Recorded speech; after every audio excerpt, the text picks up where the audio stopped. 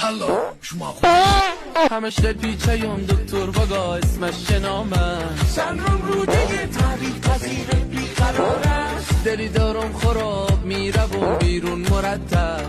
سیرم شده نزدیک به یک متر مجرد هی گوش کن بابا گوش کن. اگه پیج بابا بخند رو فالو نکنی دیگه ممکنه هیچ وقت همون نبینی. من بیمار شبادت میچم و روز بیقرارم بشم قربونه این اندام بشین بر روی پایم